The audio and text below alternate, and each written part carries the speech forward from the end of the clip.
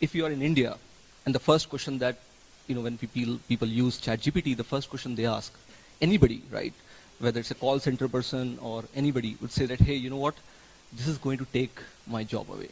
So while that may be true or not true, that's a different thing, but how do you see it playing in a country like India, which is so much into services sector? So I think...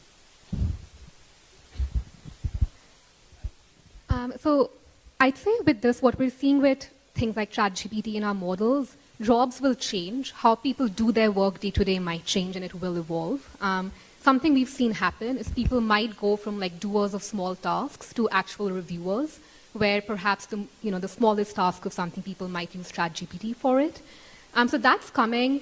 Things will change. I think the way to approach it is probably to take care of it, to kind of keep up with most of the tools, see what's happening, and learn to adapt with it. But it's definitely coming, so like it's something to keep on the horizon and in the mind. That's right. So I think, if you can, any of you, if you can talk about the positives in the sense, how would the country which is, more or less 30 and under 30, and a lot of huge developer ecosystem here. I mean, most of the folks here are developers, in fact. So could you talk about their opportunities from the AI point of view, not just OpenAI, but in general AI point of view? Yeah, I think this is going to be the most transformative technology humanity has yet invented.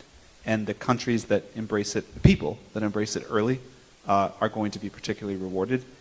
It really is amazing to watch what's happening in India with the embrace of AI, not just OpenAI, other technologies too. And I think we're going to look back 30 years, 50 years, whatever, and say, wow, we live like barbarians. Life is so much better.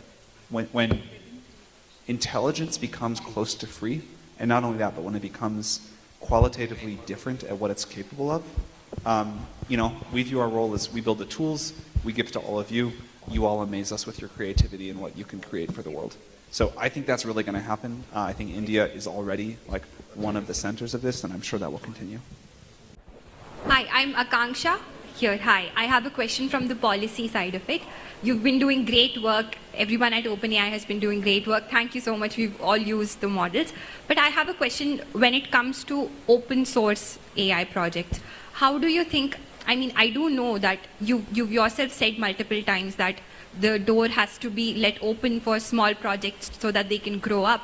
But there has to be, regulation in some sense, because the growth has been exponential as we're seeing. Do you see how can policymakers and governments sort of rein in regulation, at least when it comes to open source projects? I agree with all that. I think open source is important. As it gets more powerful, we will need some guardrails on it. But I worry about over-regulating and stopping what is an incredible Cambrian explosion of talent and creativity. If you like the video, do like, comment, share, and subscribe.